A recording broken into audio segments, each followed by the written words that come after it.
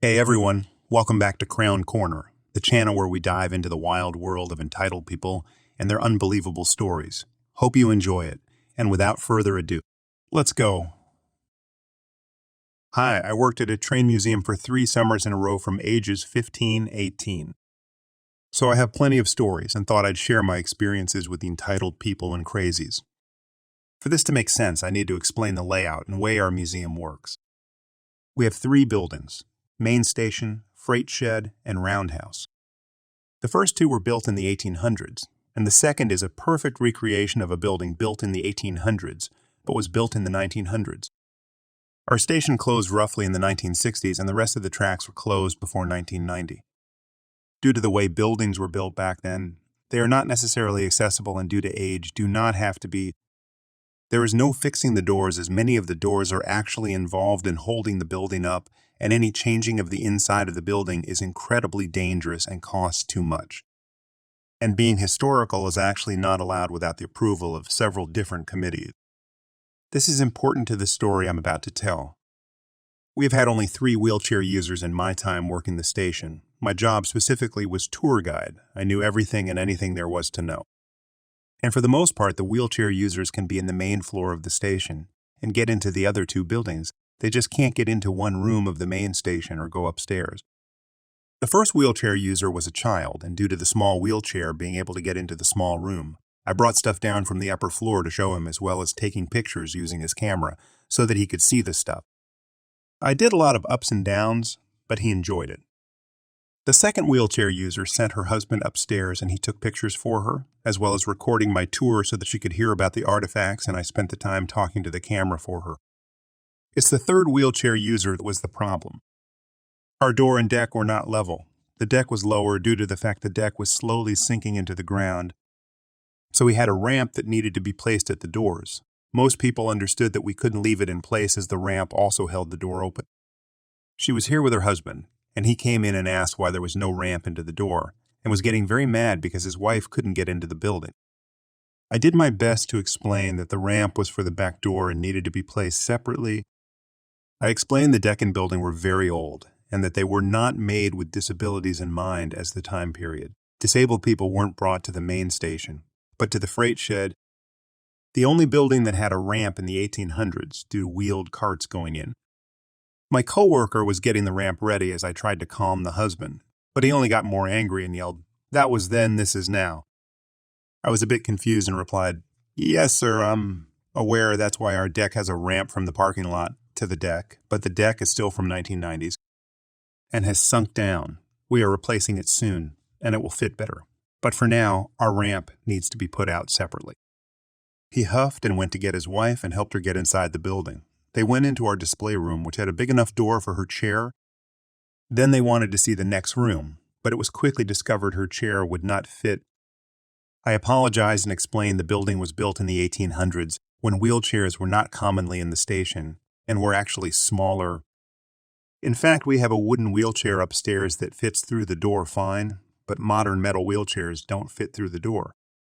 They seemed annoyed, but I showed pictures and explained what was in the room they couldn't get in, alongside the upstairs. The entire time they were both glaring and seemed upset with me. After we finished, I offered to take them to the other buildings. They didn't want me to come with them, but I explained the buildings were locked and you needed a guide to get to them. That's a whole other mess, as they used to be open, but due to eating lead paint attempts and attempted theft of a 1800 bagware, they are locked without a witness. They seemed annoyed and asked why my coworker couldn't guide them. Instead, I explained that her job was to work the desk and give local information. Well, mine was to give information about the station. Finally, we made our way to the freight shed, and there was no trouble getting in as it already had a ramp, and the door is a giant sliding one that has wheel hinges that I hate. But her wheelchair had no problems. In there, she was able to see everything without any problems, and they seemed to be brightening up. I was relieved that everything was going to be okay. I finally took them to the last building. Now, here's the big problem. This building houses an old train. There's no ramp. The way disabled people got in these trains was to have the train pull up to the freight shed, and a platform was lowered from the train to the freight shed. Over the stairs of the train, others would use, and then the wheelchair would cross the gap and be brought in. Due to the fact it's in a building, We can't do this. We'd have to pull it next to the freight shed, which just isn't possible, sadly. We got in, and her husband asked if he could go in. I smiled and said yes, of course. He then asked about a ramp, and I kind of paused. These stairs are steep. Think high stepping to get in.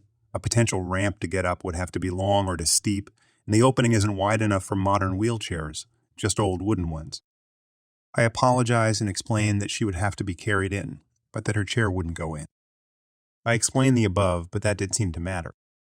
They ranted and yelled about me ruining their vacation and left saying they were going to report us for ableism. I don't know who they planned to report us to, as everything we did was accommodations to the best of our ability. We are not legally required to make the old building any more accessible than a ramp due to it being completely original, and the train also does not ever have to be accessible because it too is original. We did get checked up by a museum inspector later on, but everything was approved as being safe and educational. A few years back, I was moving into a new apartment with a coworker of mine. He was an okay roommate, good guy overall, just did some bad things. Not the focus of the story, though. Anyway, so as we move in, they give us the inventory of the apartment so we can mark everything that's wrong with it. They tell us they just had the carpets replaced 18 days earlier, and that the maintenance crew had also replaced the stove and bathtub. Yay, for us, right? So we went through and started marking stuff. I'm a bit anal retentive about this stuff, so I marked every little mark, ding, scratch, etc. in the place. In this allegedly new grayish carpet, the type that will quickly stain when the sun shines on it. There were 3 smallish stains on it, all off yellow, one in the living room, one in my room, and one in my roommate's room. We marked this down and made sure we were as specific as later. We then finished up, turned the inventory in, went over it with the leasing agent who signed that it was accurate, and we were good to go. I move in with my pup, and my roommate moves in with his cat. Fast forward 14 months, I'm moving out to move in with a couple other friends, and we are getting ready to clean and whatnot when who shows up but Karen, the leasing agent, for the pre-inspection. I was at work at the time, but my girlfriend was there. Apparently, Karen walks in down the hallway, says, "Oh yes, carpet," and then walks out. She'd been in the apartment less than a minute. Now, even though we were guys and not super clean freaks, we did maintain an overall clean environment, according to my GF, so her saying that was weird. We figured we were okay. Yeah, stupid us. We moved out and on our separate ways.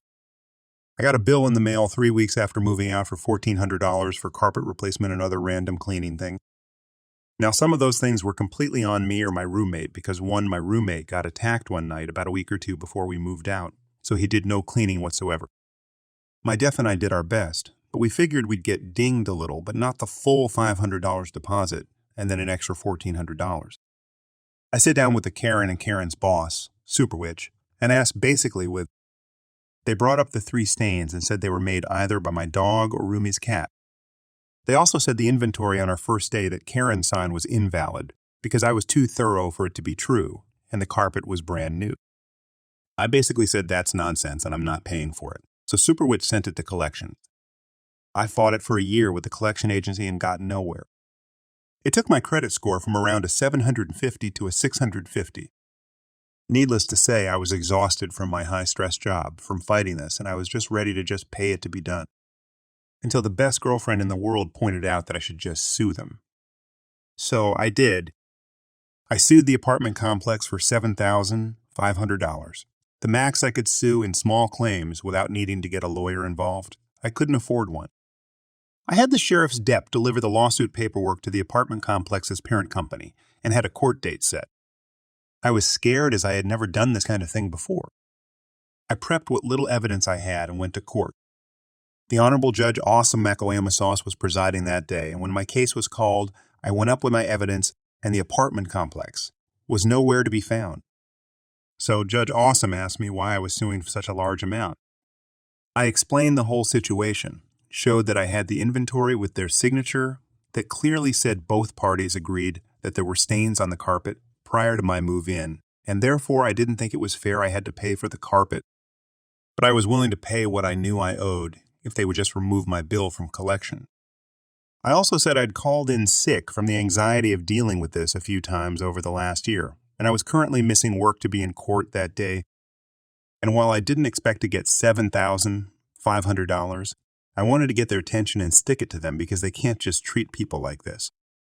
Judge Awesome listened and smiled and said something along the lines of, well, since they aren't here, I will give you a summary judgment, which means you win. And not only do you not have to pay for the carpet, but you can have your full deposit back. I wanted to start dancing, but I'm in court and a terrible dancer, so I didn't. He gave me my full deposit back, plus the few days of work I missed, even though I said I got sick pay for it. All in all, it was about $1,500. And he ordered that they remove it from my credit and take it from collections. I called them up and told them that I had sued them today and won. Super Witch said, "Oh, well, we had a mix-up and our lawyers forgot to show up, but would you still like to pay your bill?" I laughed at her and said, "Hell no," and hung up. They tried to not pay initially, so I sent them a letter with the judge's judgment and said I would put a line on the company if they didn't pay up, so I got a check about a week later. Basically, take photos, get copies, and never just pay the bill if you don't actually owe it. It is worth fighting in court if it's truly not on you. Damn, so here's the deal. I've got this sweet little Prius, right? Nothing fancy, just my trusty set of wheels that's taken me places.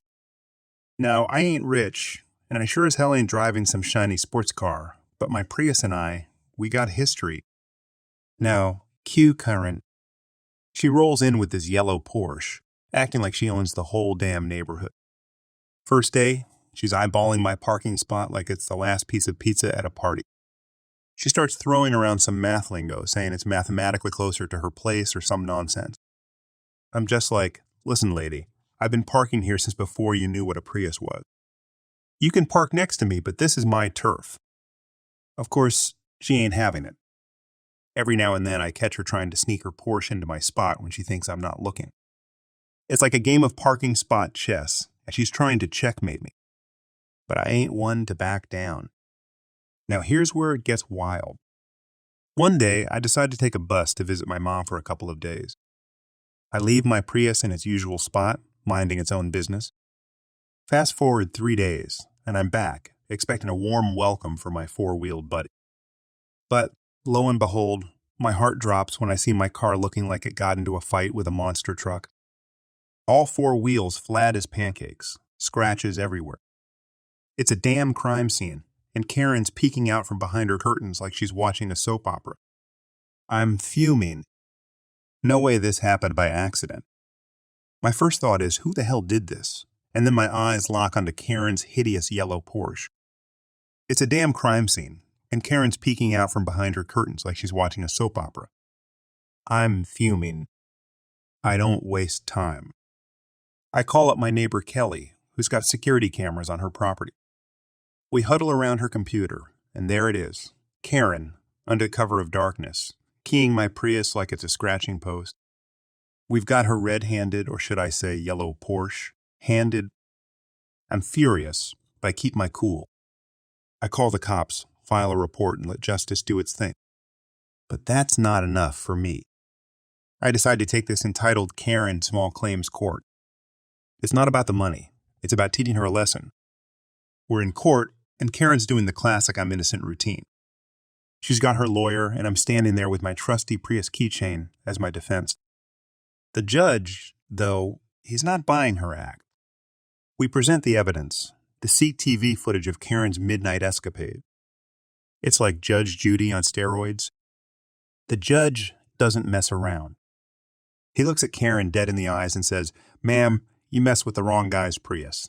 Okay, he didn't say it exactly like that, but you get the gist. Long story short, the judge rules in my favor. Karen has to pay up, and I ain't talking pocket change. I calculate the cost of a brand new Prius, and that becomes the magic number. She's got to cough up the dough for a car exactly like mine. I'm feeling vindicated, but Karen's still got that entitled scowl on her face. She writes the check like it's killing her to part with that much money. I take it, and you bet your sweet Prius I cash it. As for my car, it's back in action. New wheels, fresh coat of paint to cover Karen's scratches. It's like my Prius went to the spa and came back looking better than ever. And you know what the best part is? Karen can't even look me in the eye anymore. Every time I see her, she does this awkward shuffle, like she's trying to avoid the Prius Avenger. Lesson learned, Karen. You mess with a man's parking spot in his Prius, and you'll pay the price. I might not have a Porsche, but my Prius and we've got something money can't buy, the satisfaction of putting an entitled neighbor in her place. The city I live in has extremely inflated vehicle values compared to the surrounding area. If you buy the same car from a neighboring state, you can often save 3-4K without really trying.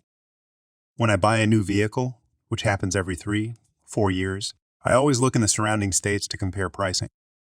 This story happened about 5 years ago, and the malicious compliance is still ongoing to this day. I was shopping for a new car, brand new, and found one that matched my specs about 12 hours away in a neighboring state. It was priced about $5,000 below comps. After looking up flights, there was a one-way direct flight that took me to their local airport for around $175. Plus the gas to drive back. I was looking at a total of maybe $275 to save $5,000. Absolutely worth it in this situation. I reached out to the dealership, negotiated a bit, and agreed on a price. I let them know that I would be flying in to pick up the car and offered to pay in full in advance of the flight. They told me that all they needed was a $1 deposit, and that the car was considered mine. We signed a contract and I paid the deposit, and then I booked the flight for 3 days from then. First sign of things gone awry. When I showed up at the airport, the dealership was supposed to pick me up. This had been arranged in advance. A quick phone call later, and I grabbed an Uber to take me the 20 miles to the dealership with the promise of them covering that cost. No big deal either way. Second sign of things gone awry. When I showed up at the dealership, the salesman I'd been speaking with asked me if I wanted to walk the lot with him to look at a few cars. Yes, cars, plural. Questioning what he meant by that, we walked into the lot to see these cars that he was talking about. Were these some special type of gold, inlaid, full self-driving, full self-flying, amaze, mobiles? No, they were not. When I point blank asked to see the car that I was buying, the one with VIN size listed in this signed contract with a deposit on it, I was told it was no longer available. The salesman offered to show me similar cars, which would have been fine were we able to come to similar terms on pricing. But all of these cars outrageously priced think took over Mr. P instead of $5 under Mr. C. Important note for later, there was never a mention or any paperwork, signage, etc. of any incentives for giving 5-star reviews. Fast forward 2-3 hours. I am now convinced this dealership never had this specific car on the lot, and that this was 100 a bait and switch gone raw. The dealership was unwilling to sell me a similar vehicle at a similar price to our negotiated one. We were over $5 apart, and were unwilling to pay the flight costs for this bait and switch scenario. A heated discussion ensued between myself and the Jeem, where he told me to go ahead and leave a bad review, but that I wasn't getting any free money from him. I took an Uber to a nearby hotel and booked a flight back home for the next day. Total cost, around $750. Q, malicious compliance. This dealership had an average Google rating of right around 4.5 stars and around 400 total reviews. Pretty solid for a dealership. That night, while I was sitting in the hotel room, I had some time to burn. I spent a couple of hours creating new email accounts just so that I could leave multiple reviews for this dealership. All said and done, I had left around 21-star reviews over the course of that night and then sort of stopped caring about the reviews. At this point, my focus shifted to recovering my lost travel expenses. A few days after getting back, I sent the dealership a demand letter for $750, which they promptly ignored. Since we had done the original contract with the deposit, in both states I was allowed to file a small claim suit in my state, which I did. The dealership never showed up to court, and I received a default judgment for $750. I did collect that, by the way. It took a few certified letters, a few phone calls, and about a year, but I did get a check for $750. As you can imagine, I was still not a happy camper. What they had done was wrong on so many levels. All of my friends knew the story of how I was bait and switched, and the fact that I flew to the dealership on a one-way ticket only made it that much worse. They had all left a bad review or two, but nothing more than a normal mad customer. Cue malicious compliance, long term. I don't know how it started, or how it ended up lasting as long as it has, but at some point I had some time on my hands and left a bad review for this dealership. Just one, not two, not three, one. In doing so, I noticed that all of the reviews I had left right after leaving the dealership were gone. Probably taken down for being fake or because I had left so many at the same time and the dealership reported them. I wanted to make sure this dealership wouldn't do this to someone else. So the next day, I checked to make sure that one bad review I had just left was still there. It was, and since I was thinking about it, I went ahead and created another account and left another 1-star review. Fast forward 3 years. It has now become a habit.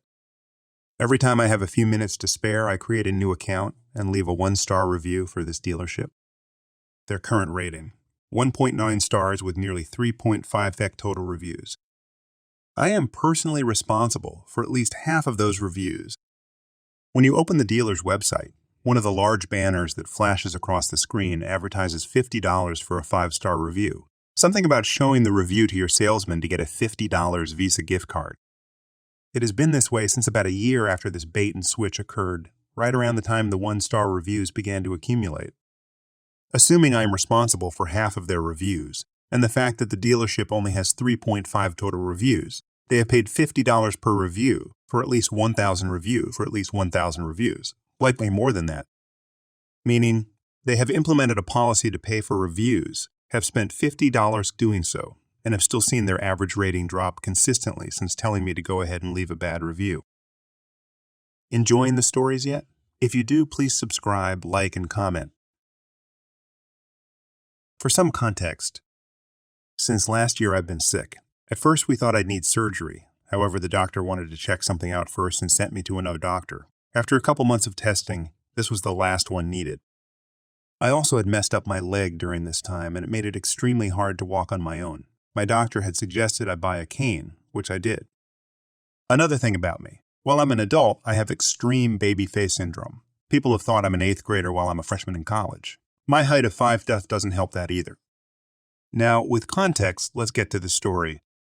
I'm sitting in the doctor's office waiting for me to get called back. The doctor's office was absolutely packed, so it took a while for me to get called back. After 5 minutes of waiting, a 7-year-old boy and a mom walks in and checks in. Both sit down in front of me, and I don't really think anything of it. I move my cane more towards me in order to avoid them tripping and look at the TV as I wait. After a couple of minutes, I hear a small voice speak. "Excuse me." I look down from the TV and see the little boy across from me looking at me.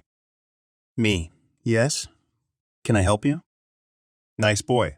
How come you have a cane? The mother looks up from her phone and looks at me, then him. EM. Don't ask people those questions. Me. Oh, it's okay. I don't mind people asking. I had an injury and the cane helps me walk. Nice boy. Does it hurt when you walk? Me. Sometimes, but the cane helps. I know kids tend to be naturally curious, so I didn't take the boy's comment as rude. After he asked, we started talking about how our days were going, our age, and eventually got talking about birds. This kid was an absolute encyclopedia about birds and told me a lot of facts about birds. One of my favorites he told me is that a toucan's skin is actually more translucent, which is crazy. Nice boy, NB, noticed my necklace, which is a metal raven, and said, "Wow, I like your necklace. Is it a raven or crow skull?" Me. It's a raven skull. You know a lot about birds. That's really awesome. NB. Yeah, I really like EM cutting into NB talking. Excuse me? I looked at her. She had this look of pure hatred and disgust. Me. Yes. Is there something wrong? EM. Why are you wearing a skull around your neck? That's kind of inappropriate, don't you think? Me. No. It's just a metal raven skull. Nothing inappropriate about it. EM. It's kind of satanic, isn't it? Me. What? Her saying that blew me out of the water. In what world is wearing something like a metal bird skull satanic? Me, ma'am. It's just a necklace. It's nice. I liked it. I bought it. EM. You really need to take it off. You're going to corrupt my son. We're Christian. Looking over to NB, he looked as dumbfounded as I was. NB. Mama, it's just a necklace. EM. Be quiet.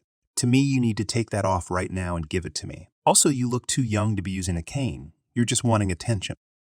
Me taking none of her nonsense? Ma'am, I'm not giving you my necklace or my cane.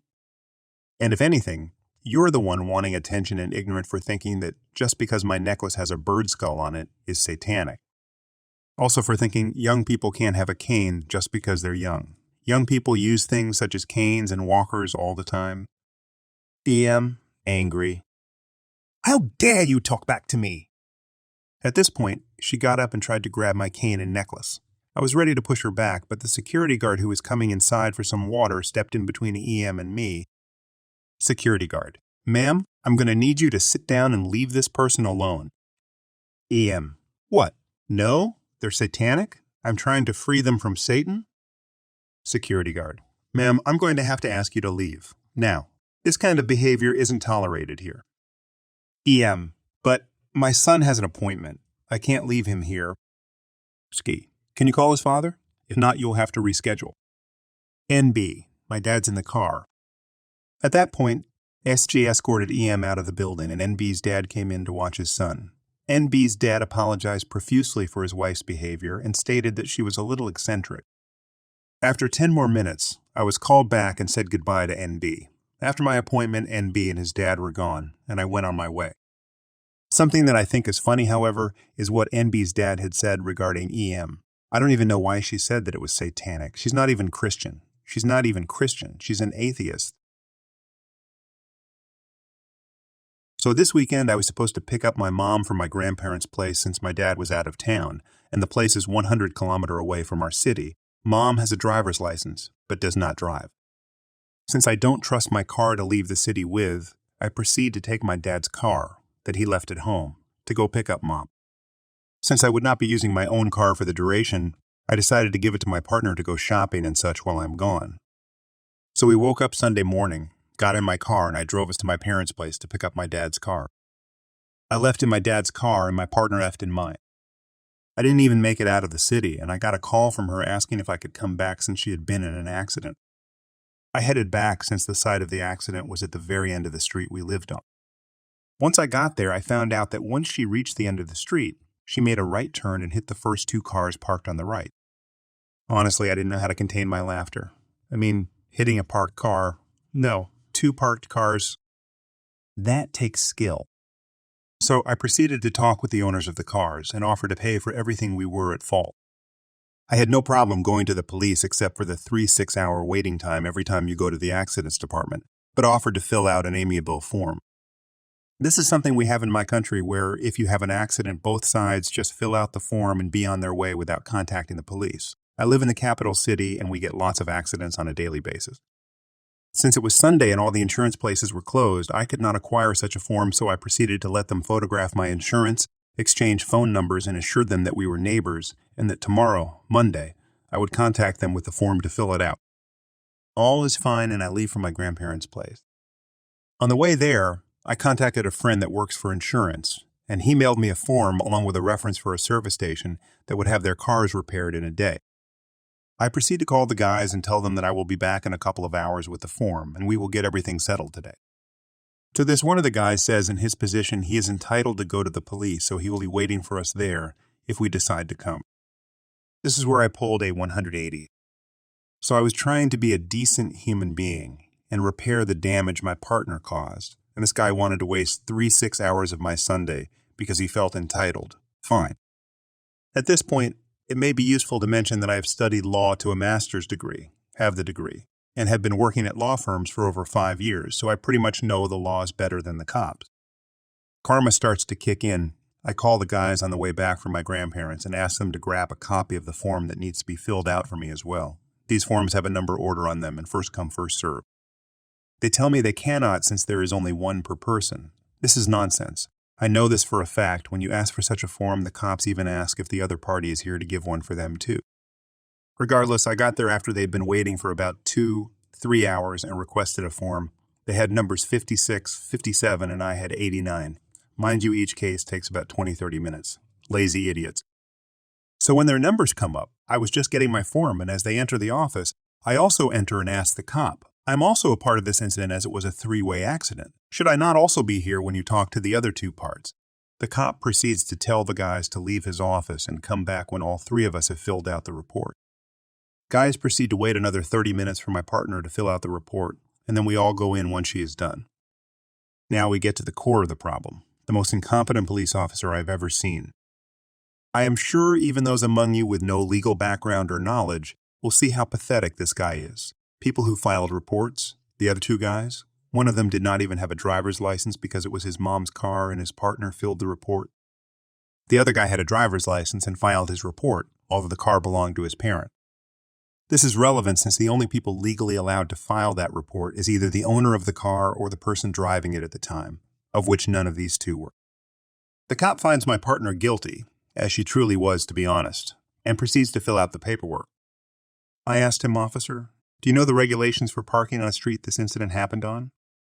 He answers, "No." "And do you not think it is relevant to the case?" Now, I don't remember exactly what he said, but it was all gibberish ending up with "you really dislike cops, don't you?" To which I answer, "I dislike incompetent individuals in any profession."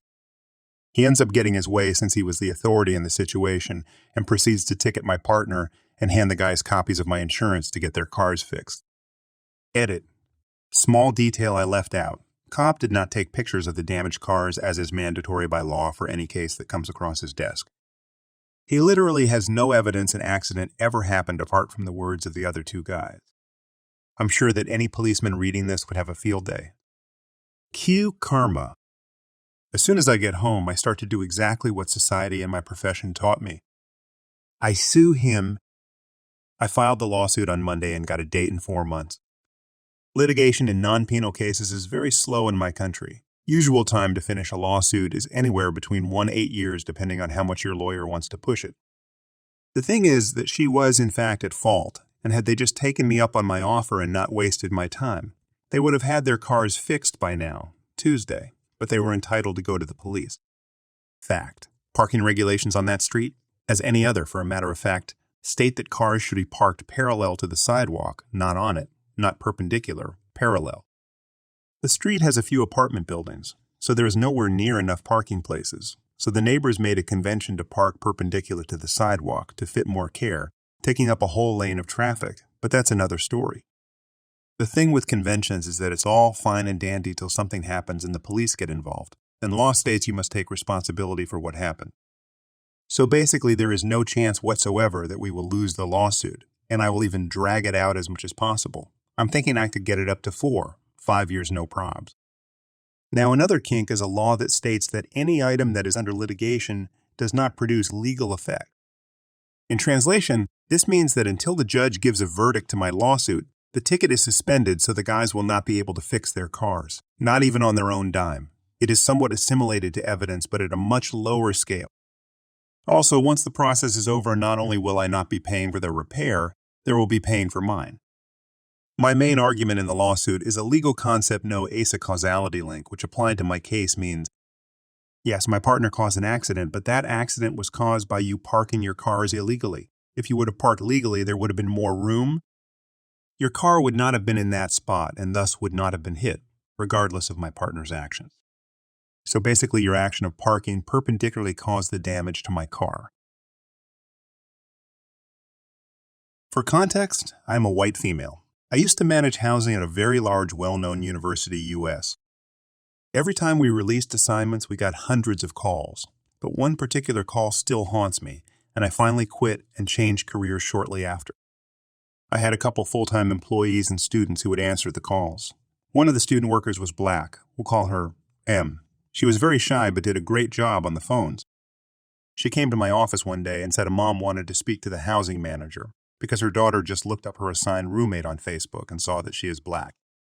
I could tell M was upset, so I told her to take a break and I took the call. Phone call me, hello? The mom, hi, yes. My daughter just looked up her roommate and is very upset, so I'm calling to get her roommate moved. Me, our policy is that we don't move the roommate. If your daughter wants to change her assignment, she can call, and we will look for an opening elsewhere. The mom, you don't understand. She was jumped by black girls at her high school and is terrified of them. He's so happy about the building and location, she just needs a different roommate. Me. Then why did she choose a school that is not all white and our head of division is a gay black woman? Right or wrong, head of division would tell us to utilize her so folks knew we wouldn't tolerate it, so don't bother asking to go up the chain. How will your daughter handle classes, dining, common rooms, bathrooms? The mom. Oh no, we aren't racist. We live in D.C. and have black friends. Me. What would they think of this phone call? To my surprise, the mom. You're right. This is so embarrassing. Please don't say anything or move my daughter. I will talk to her. Me. Great. I'm going to hang up and check on the student worker who answered your call because she is black and only 19, and now you planted a seed that she is not welcome at this university. Please tell your daughter that racism will not be tolerated here. The mom. I'm sorry. Then she hung up. I had a conversation with Em, and then I told the live-in staff of that building so that they could keep an eye on the room and make sure the daughter did not harass the roommate. Side rant. By the way, for all you folks that went to college during the height of Facebook and judged assigned roommates by their pictures before meeting them, I dare you to look back at your high school pictures and tell me if those pictures really represent you. Hundreds of calls every assignment round because of Facebook. Thanks for joining us. If you enjoyed the video, don't forget to hit the like button and subscribe for more captivating stories. Share your own experiences, opinions in the comments below, and let's keep the conversation going. Until next time, stay tuned for more epic tales.